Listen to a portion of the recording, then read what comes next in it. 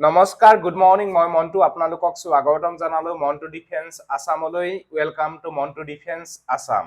SSC GD constable 2026, BSF, CICF, CRPF, SSF, SSB, ITBP and Assam riflemen 25,487 টা পদৰ cut off mark. এবাৰ SSC GD কনষ্টেবলত 2026 বৰ্ষত physical test দিবলৈ কাট অফ কিমান মাৰিব? ফিজিকেল টেষ্ট কেতিয়া অনুষ্ঠিত হোৱা সম্ভাৱনা আছে বা ৰিজাল্ট কেতিয়া মুকলি কৰা হ'ব? আমাৰ অসমত টোটেল কিমান ভেকেন্সি আছে? ছোৱালীৰ বাবে কিমান ভেকেন্সি আছে? ল'ৰাৰ বাবে কিমান ভেকেন্সি আছে?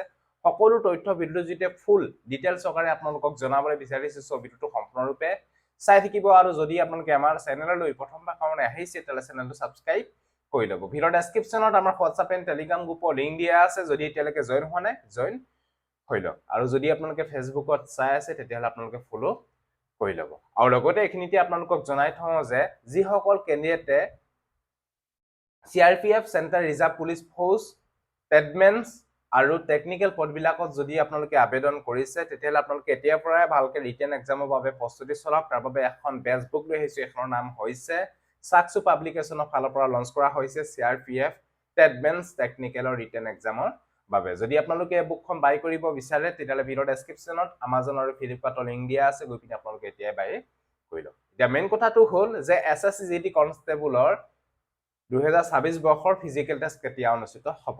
15 জুন 2026ত ইতিমধ্যে এনসাৰ কি মুকলি কৰা হৈছে।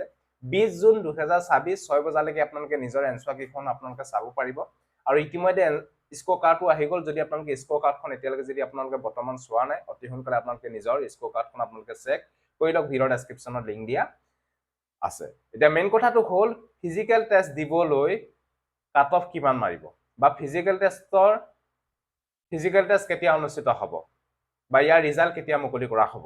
যেহেতু আপোনালোকে চাই লওক জুলাই মাহৰ শেষৰ ফালে হয়তো আপোনালোকৰ ইয়াৰ ৰিজাল্ট মুকলি কৰা হ'ব ফিজিকেল টেষ্ট দিবলৈ।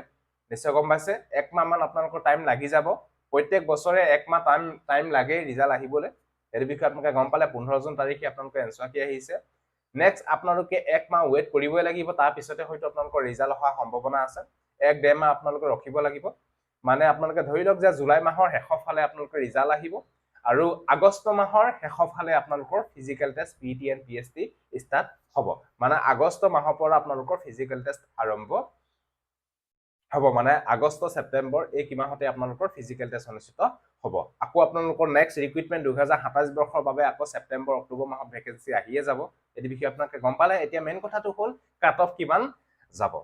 যেহেতু চাওক এবাৰ ভেকেন্সি হয়তো অলপ আপোনালোকৰ কম আছে, কাৰণ 25,487 সেই ভেকেন্সিটো চাই আপোনালোকৰ কোনো লাভ নাই। কিন্তু আমাৰ অসমত কিমান ভেকেন্সি আছে সেইটোহে মেইন ইম্পৰ্টেণ্ট। আমাৰ অসমত টোটেল ভেকেন্সি আছে প্ৰায় 3,437 টা ভেকেন্সি বৰ্তমান আমাৰ অসমত ল'ৰা আৰু ছোৱালীৰ বাবে আছে। ছোৱালীৰ বাবে আছে প্ৰায় 271 টা ভেকেন্সি ছোৱালীৰ বাবে আছে আৰু ল'ৰাৰ বাবে ভেকেন্সি প্ৰায় 3,166 টা ভেকেন্সি আপোনালোকে ল'ৰাৰ বাবে দেখিবলৈ পাব। টোটেল প্ৰায় 3,400 ভেকেন্সি আমাৰ অসমৰ কাৰণে SSC GD কনষ্টেবল 2026 বৰ্ষত এবাৰ দেখিবলৈ পাব। যদি ভেকেন্সি বাঢ়ি যায় তেতিয়াহ'লে আপোনালোকৰ আৰু ভেকেন্সি বাঢ়ি যাব। আমাৰ অসমত এটা বহুতে ভাল খবৰ হ'ব। কিন্তু ভেকেন্সি বঢ়াৰ চান্স খুবেই কম, কাৰণ নেক্সট ৰিক্ৰুটমেন্ট 2027ৰ বাবে এই ছেপ্টেম্বৰ অক্টোবৰ মাহতে আপোনালোকৰ আহি যাব নেক্সট ৰিক্ৰুটমেন্টটো। সেইবাবে হয়তো ভেকেন্সি এবাৰ হয়তো নেবাঢ়িবও পাৰে। যদি বাঢ়ি যায় তেতিয়াহ'লে এটা খুবেই ভাল হ'ব, কাৰণ কাট অফটো আপোনালোকৰ কমি যাব। কিন্তু কাট অফ আপোনালোকৰ আমাৰ অসমত চাবলৈ গ'লে ইমান কাট অফ নাযায়। আপোনালোকে দেখিছে যে এবাৰ ভেকেন্সিও ইমান কম নহয়, কাৰণ 3,400 ভেকেন্সি আমাৰ অসমৰ বাবে আছে। কাট অফৰ ওপৰত আপোনালোকে ইমান মাথা মাৰিব কোনো কাৰণ নাই। আপোনালোকে যদি SSC GD কনষ্টেবল 2026 বৰ্ষত যদি আপোনালোকে CBT দিছিলে, কম্পিউটাৰ বেছড এক্সাম দিছিলে, যদি আপোনালোকে এটা ভাল মাৰ্কছ পাইছে, যদি আপোনালোকে এটা বেয়াও মাৰ্কছ পাইছে, তেতিয়াহ'লে আপোনালোকে ফিজিকেল টেষ্টটো তৈয়াৰী কৰক। কোনো নাজানে যে কিমান কাট অফ যাব। নিশ্চয় গম পাইছে, কোনো নাজানে যে কাট অফ কিমান যাব। এভাৰেজ এটা হয়তো আপোনালোকৰ কাট অফ ধৰি দিব। এতিয়া কিছুমান কেণ্ডিডেটে হয়তো 100+ পাইছে, 110+ পাইছে, আপোনালোকৰ লগৰজনে হয়তো 100 পাইছে, আপোনালোকে হয়তো 80 নম্বৰ পাইছে বা 70 নম্বৰ পাইছে। সেইটোত আপোনালোকে মন মাৰিব লগা কোনো কাৰণ নাই। সেই 110টো এভাৰেজ মাৰ্কছ নহয়। এইটো বিষয়ে আপোনালোকে গম পালে। হয়তো 2-এজন বা 10জন ল'ৰাই কেণ্ডিডেটে হয়তো এই 110, 120, 115 এনেকুৱা ধৰণৰকে হয়তো পাই যাব পাৰে। কিন্তু 60, 70 বা 80 এনেকুৱা ধৰণৰ পোৱা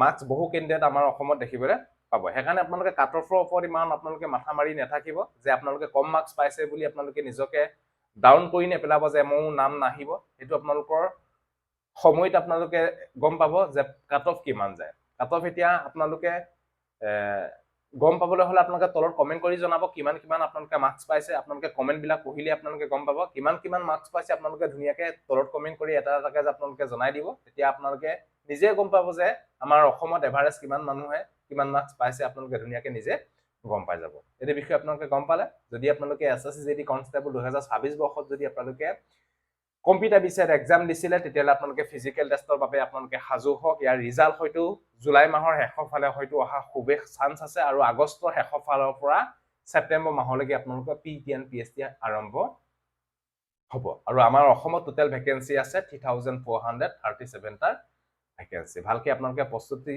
চলাক ভালকে আপোনালোকে ফিজিক্যাল টেষ্টটো তৈয়াৰী কৰিবলৈ চেষ্টা কৰক সো এইটো আছিল যদি ভিডিওটো ভাল পালে সকলো ক্যান্ডিডেটক যাতে আপোনালোকে ভিডিওটো শেয়াৰ কৰি দিয়ক যাতে সকলোৱে গম পাওক যে আমাৰ অসমত কিমান ভেকেন্সি আছে ফিজিক্যাল টেষ্ট কেতিয়া অনুষ্ঠিত হোৱা সম্ভাৱনা আছে কাট অফ মাৰ্কৰ ওপৰত আপোনালোকে ইমান মাথা মাৰিব লগা কোনো কাৰণ নাই কাট অফ কিমান যায় কোনো ক'ব নোৱাৰে এইটো বিষয়ে আপোনালোকে গম পালে কাট অফ কিমান যায় কোনো ক'ব নোৱাৰে তাৰে অনুমানিক যদি আপোনালোকে নিজে উলিয়াব বিচাৰে তেতিয়াহ'লে আপোনালোকে তলত কমেন্ট কৰি জনালে আপোনালোকে গম পাই যাব যে কোনে কিমান মাৰ্কছ পাইছে কাৰণ আমাৰ ভিডিও বিলাক অসমৰ সকলো চুকে কিনে হয়তো ভিডিও বিলাক চাই তেওঁলোকে হয়তো কমেন্ট কৰিলে আমি গম পাম যে কিমান কিমান মাৰ্কছ পাইছে আমাৰ অসমৰ ল'ৰাবিলাক সো এইটো আছিল আজিলে বাই জয় হিন্দ বন্দে মাতৰম জয় অসম ধন্যবাদ